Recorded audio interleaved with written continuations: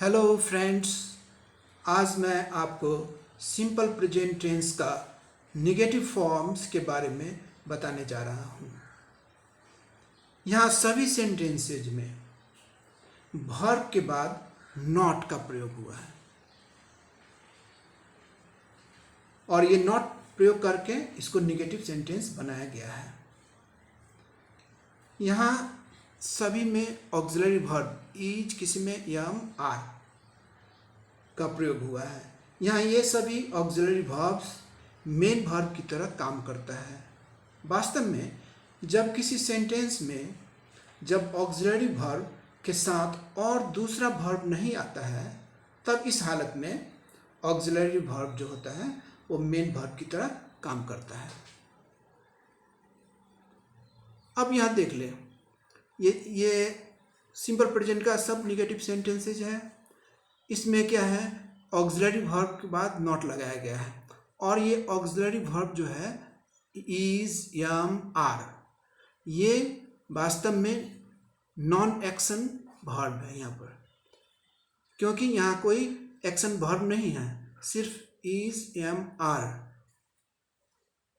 With non action verbs am, is, are as the main verb, जो कि ये तीनों मेन वर्ब की तरह काम करता है और इसमें कोई एक्शन नहीं इसे दिखाता है, बल्कि कोई अवस्था को दिखाता है। शोइंग ए कंडीशन और स्टेट ऑफ बीइंग, किसी व्यक्ति या वस्तु या किसी चीज की अवस्था को दिखा रहा है, कोई एक्शन इसमें नहीं है, नॉन एक्शन वर्ब। अब देखिए इसका स्ट्रक्चर क्या होगा, सब्जेक्ट प्लस एम या इज या आर, ये ऑक्सिलरी वर्ब है, बेसिकली ऑक्सिलरी वर्ब है, लेकिन ये मेन वर्ब की तरह यहाँ काम करता है, क्योंकि इसके बाद कोई और वर्ब नहीं है, इसलिए मेन वर्ब की तरह काम करता है एज मेन वर्ब, और इसके बाद कॉम्प्लीमेंट या एडजेक्टिव की तरह होता है। अब एग्जाम्पल ले, first person subject singular form में क्या होता है, आई के साथ क्या आया, एम को निगेटिव बनाने के लिए नॉट एन इंजीनियर, मैं इंजीनियर नहीं हूं। इस तरह का यम नॉट अलग अलग लिखना ये फॉर्मल राइटिंग में प्रयोग होता है, इसका फॉर्मल रिटन टाइप हो गया। इसी बात को अगर जोड़ के लिखा जाए यम नॉट को, तो आई आरंट। अब यहाँ देखिए एक चीज, यम नॉट का कॉन्ट्रैक्टेड फॉर्म एमेंट नहीं होता है, वो गलत है। एम नॉट का कॉन्ट्रैक्टेड फॉर्म आरंट होता है, आर नॉट का भी आरंट होता है और एम नॉट का भी आरंट होता है। ये peculiarity of English language what you call. अब इसमें देखिए,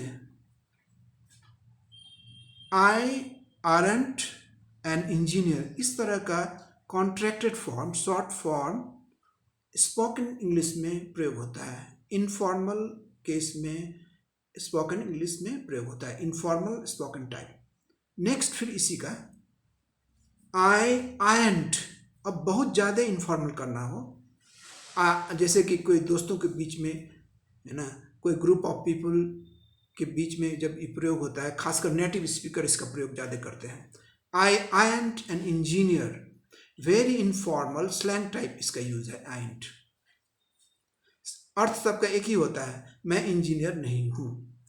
अब देखिए इधर प्लूरल, फर्स्ट पर्सन या सिंगुलर आई हुआ, उसी का प्लूरल वी हुआ, वी आर नॉट स्टूडेंट्स, इसी को वी आरंट स्टूडेंट, ये शॉर्ट फॉर्म में हो गया आरंट। ये क्या हो गया, ये रिटन में इसका प्रयोग हुआ, ये क्या हो, स्पोकन में प्रयोग होता है ऐसा। और उसी को फिर वी आरंट स्टूडेंट्स, ये अति इनफॉर्मल और स्लैंग टाइप यूज में इसका प्रयोग होता है। अब सेकेंड पर्सन सब्जेक्ट को लें, second person subject you, singular की तरह यहाँ, क्योंकि यू सिंगुलर और प्लूरल दोनों की तरह प्रयोग होता है, ये बाद में पता चलता है। जैसे you are not a boy, और आ गया, इसलिए ये सिंगुलर की तरह प्रयोग हो रहा है। यहाँ यू आर बॉयज, यहाँ यस है, इसलिए प्लूरल की तरह प्रयोग हो रहा है। You are not a boy, तुम एक लड़का नहीं हो, माने लड़की हो इसका मतलब। और उसी को हम कॉन्ट्रैक्टेड फॉर्म में कह सकते हैं स्पोकन इंग्लिश में, यू आरंट अ बॉय, और उसी को फिर और ज़्यादा इनफॉर्मल बनाना है, स्लैंग टाइप एक्सप्रेशन देना है, तो यू आरंट अ बॉय। अब इसी का प्लूरल फॉर्म देखें, यू तो यू ही रहा, अब यू आर बॉयज, तुम लोग लड़के हो, उसी का contracted form you aren't boys spoken English में, ये रिटन इंग्लिश। अब यू आरंट बॉयज ये स्लैंग टाइप इंग्लिश में। अब थर्ड पर्सन देखें, थर्ड पर्सन क्या होता है, ही सी इट। पहला ही के साथ लें, he is not very old, इसी को कॉन्ट्रैक्टेड फॉर्म में ही इजंट, इज नॉट क्या हो गया, isn't very old. Is not इस तरह का रिटन में ज़्यादा प्रयोग होता है, इजंट स्पोकन इंग्लिश में प्रयोग होता है।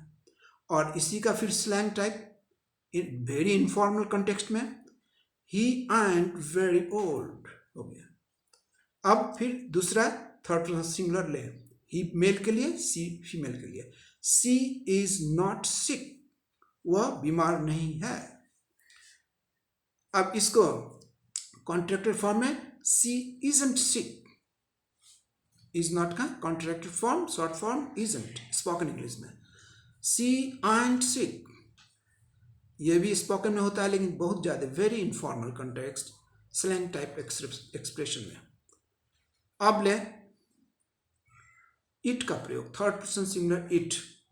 इट क्या होता है, नॉन लिविंग थिंग्स और एनिमल्स में प्रयोग होता है इट का, एनिमल के साथ।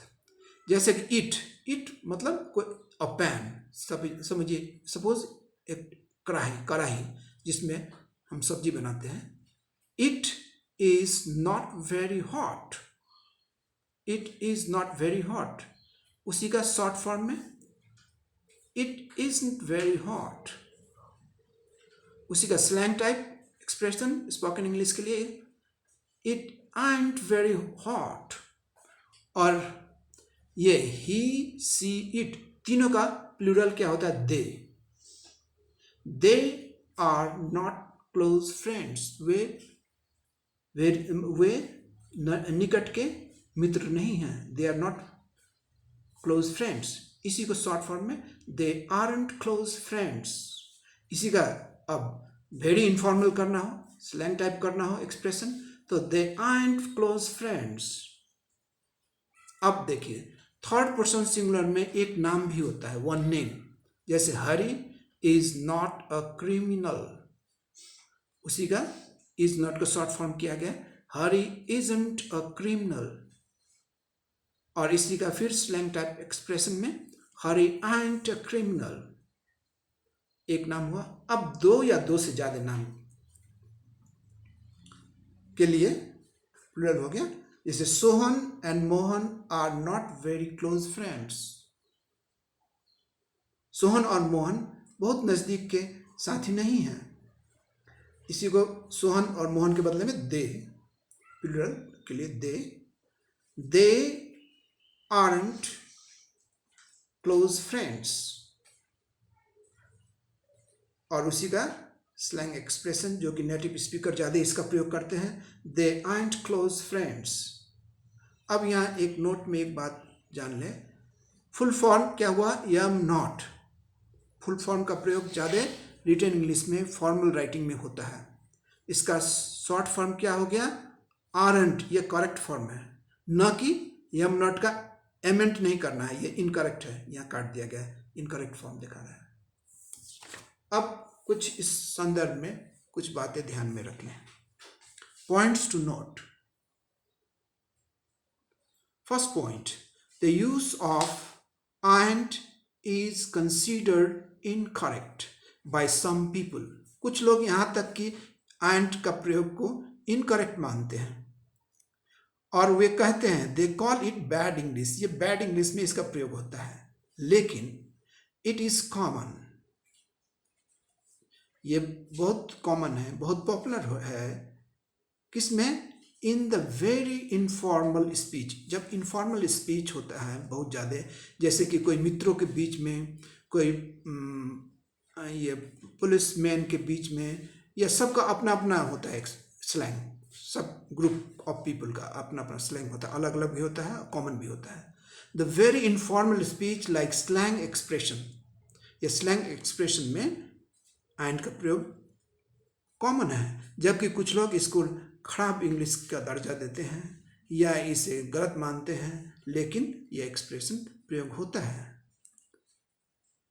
अब देखें एंड से क्या क्या दिखाया जा सकता है। And stands for am not, am not को का slang type contracted form and होगा।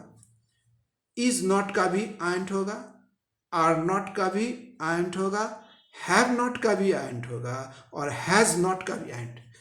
इससे सभी का कॉन्ट्रैक्ट फॉर्म एक ही से दिखाया जा सकता है ये स्लैंग टाइप एक्सप्रेशन में, स्पोकन इंग्लिश में, इनफॉर्मल, वेरी इनफॉर्मल कॉन्टेक्स्ट में। अब यहाँ देखें नेक्स्ट पॉइंट एंड के बारे में। Is used with the subjects of all the three persons, ये सभी के साथ प्रयोग होता है एंड का। फर्स्ट पर्सन में भी वही होता है, सेकेंड में वही रहता है, थर्ड में भी होता है। And both with singular and plural subjects, singular के साथ भी होता है, प्लूरल में भी वही होता है, इसमें कोई अंतर नहीं है। सभी पर्सन्स के साथ फर्स्ट सेकेंड थर्ड और सिंगुलर सब्जेक्ट या प्लूरल सब्जेक्ट सबके साथ एक ही रहता है। अब लास्ट पॉइंट स्लैंग क्या है, इसके बारे में थोड़ा जान ले।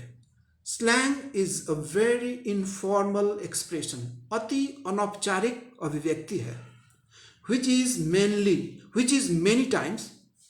is many times used, बहुत बार इसका प्रयोग होता है as an expression of bad English की तरह भी लोग मानते हैं। दो यद्यपि very popular among the native speakers, इतना होते हुए भी ये बहुत ज़्यादा पॉपुलर है नेटिव स्पीकर के बीच। जिसकी अपनी भाषा इंग्लिश है उसको नेटिव स्पीकर कहा जाता है।